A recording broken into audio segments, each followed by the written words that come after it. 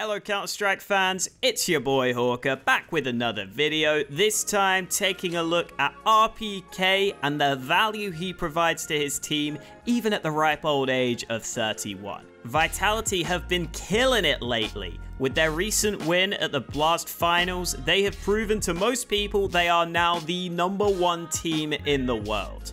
And with them the whole way has been RpK, the oldest player in any top 10 team at 31 years old. All of this is despite RpK's stats generally looking fairly pedestrian. A 1.00 rating is certainly nothing to get excited about, and even some of his better stats here, like his percentage of support rounds, only rank him 27th out of players in top 10 teams, far behind the likes of guys like Zipex who top the support round percentage stat. And yet, despite this, Vitality have been running a 6-man roster throughout these last few months, and RpK is never one of the players that has been switched out. The 3 constant players in the mix are ZywOo, the team's clear superstar, Apex, the team's in-game leader, and RpK, so clearly the guy is providing value elsewhere if he's being picked always over guys like Shox, Masuta, and Nivera. And a lot of that impact comes in the intangibles, which we're going to go ahead and dive into. Even though competitive CS has been around for a while, truly professional top tier Counter-Strike has probably only existed for about 5 to 10 years at this point. So there are a lot of questions as to what happens when players get older, what happens when players reach 30 plus. I personally don't think any physical attributes to Counter-Strike are going to deteriorate enough with age to stop a player from being a potential star for a team. Like, reaction time is important, but it's not the only thing that Counter-Strike is reliant upon. But this is still something that we can't know until some of our star and superstar players get to that sort of age. And one thing is for certain, they are likely to pick up other life priorities with age. This is a complete contrast to traditional sports, where there's a clear career path for a lot of star players. Take a look at LeBron James, for example. He started his career just by relying on his physicality and throwing down dunks like this. But as he's got more experienced and as some of his physical attributes have started to slow down with his age, he's still one of the best players in the world, and honestly, he's such a freak of nature that he can still dunk on people ridiculously. But even he has had to shift his game away from traditional scoring and more towards working for his teammates and getting some sweet assists. This is definitely an overly simplistic view to a more complex set of circumstances, but I think something similar can apply with RpK and his age. I mean, you look at someone like Masuta, have a look at some of his highlights, they look very snappy, they look very aim reliant, they look very much like someone who is relying on their raw mechanics to carry them through in a lot of situations. Then you look at RpK highlights, and it's much more to do with positioning, veteran savvy, working for his teammates, and just getting away with more than you feel like he should. And I think this is a career path we could potentially see some future stars going down if they remain adaptable. To show what I'm talking about, let's take a look at this first round from Vertigo. RpK is the B site anchor on this map on CT side, and in this round, he gets left solo B to begin with, but after Vitality get left in a 4v4, they task RpK with holding both mid and B. That means Vitality are relying on RpK to make sure he doesn't make a silly mistake on this side of the map, because if he were to die alone at B, Vitality would be left in a 3v4 retake, which would be really hard to pull off. And RpK is cognizant of this. He decides to fully focus on clearing out mid to begin with, and the nice thing about this is, this allows Masuta to then rotate over through mid, and RpK takes pathing through CT spawn to allow him to fight for B with Masuta. These two players combine for some early kills, and this is just a really solid job by RpK, someone that you can always rely on. And because Vitality know they can rely on him, they can stack other spots more heavily in some of these rounds.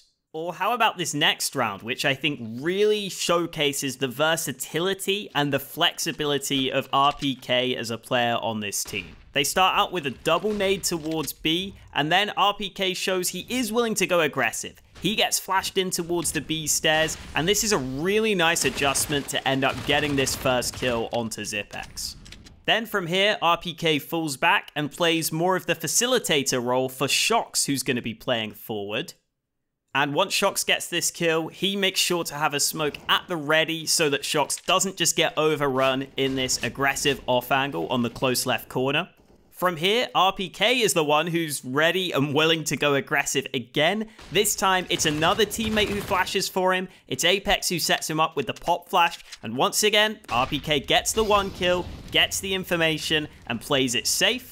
He's then also able to dodge away from these two mollies that Astralis try to use to catch him out of position, wasting utility from the Astralis side, before finally going aggressive for the third and final kill on the round, playing off of his teammates, and pretty much playing this round to perfection. I really can't think of a single mistake that RpK made here, despite the fact that he made a lot of decisions and key decisions in this round.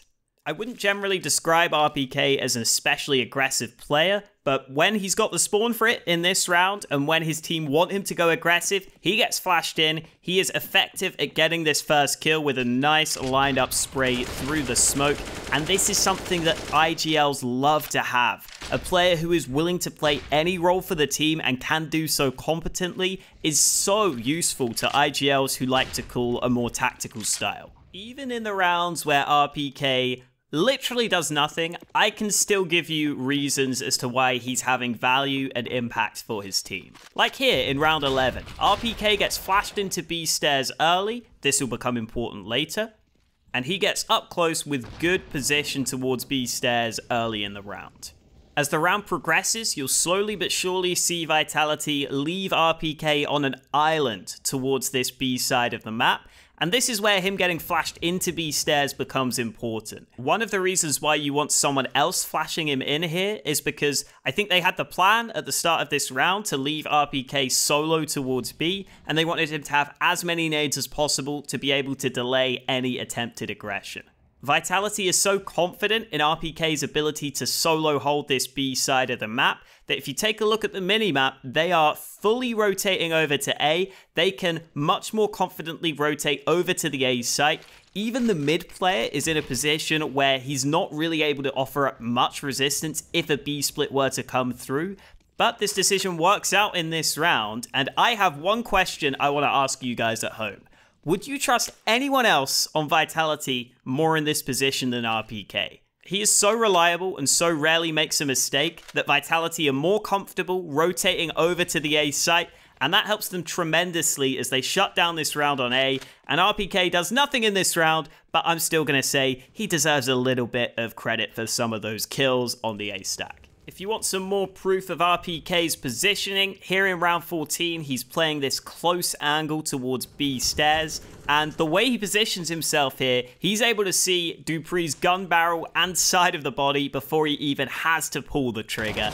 Honestly, I think this is a kill even I could get, and that's saying something. If RpK's putting himself in positions where even I could have shot the head, that is clearly a great sign, and clearly someone who doesn't have to rely on their aim too much. And as the round progresses, RpK has to retake A, has a nice lineup for this smoke towards the short side of the A site, and then he's able to get another pretty easy kill holding this smoke onto an Astralis player who has to try and push through it. One of the things that strikes me most about RpK is that even though he's really cerebral in some aspects of the game, he almost doesn't seem to put much thought into it at times. Like, look at this, round 15, he's got plenty of money. Any Counter-Strike player in the world would tell you to buy a kit in this position, and RpK doesn't. I think this kind of goes to show that he probably doesn't think about the game, or certainly some aspects of the game, as much as maybe other players do, but he's just got experience and an inherent ability to know what he needs to do for his team. Oh, and by the way, in case you're wondering whether that kit comes back to cost him in this round, they actually do get left in a retake scenario without either player having a kit on them. It becomes very uncomfortable. RpK did get an early kill in this one, which was well taken, and he makes sure to take all his time. He looks really in control of the situation as he plops the smoke onto the bomb. It would be really nice to have a kit here though, wouldn't it? It would be really nice to have a kit, RpK. Oh, never mind. You've just got the kill. You know what? Nicely played, RpK. Why did I ever doubt you, man? Switching over to Inferno, second round, Vitality have lost the pistol, and this is a really nice switch up from RpK. He knows Astralis won't have an AWP for sure. They are unlikely to even have an AK maybe on some of their players, so he's willing to go for an aggressive play down mid, safe in the knowledge that it's not that likely an Astralis player will be holding it.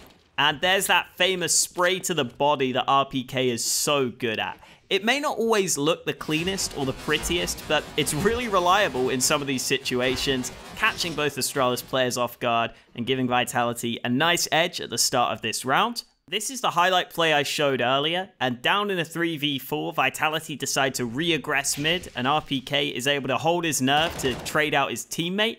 Then as he moves back to the site, Astralis know exactly where he is, they can hear these steps, and this is where RpK is aware of this fact and makes a tiny micro adjustment that makes a massive difference in the round.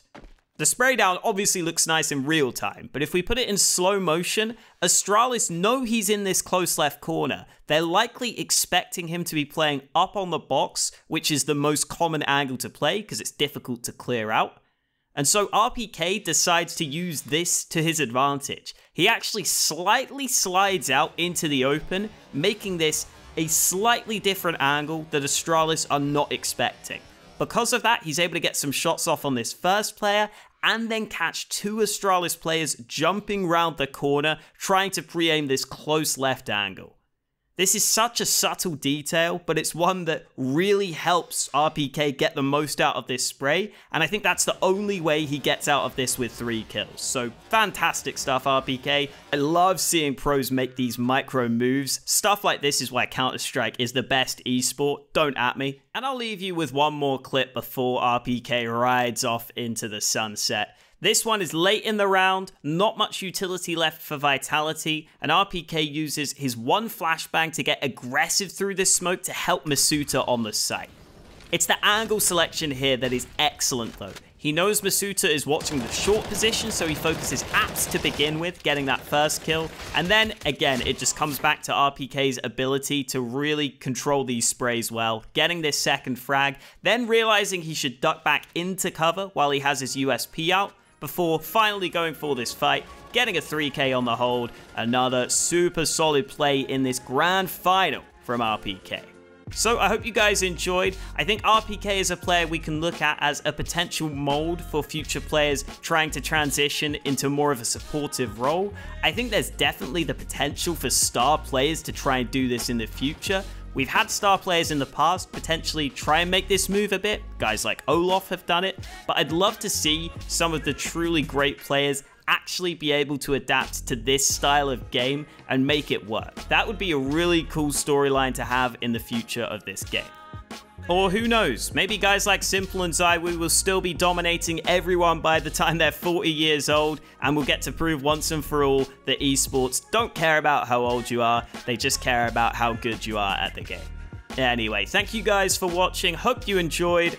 I am well and truly back on the YouTube grind, and I will catch you next time. Make sure to subscribe, please.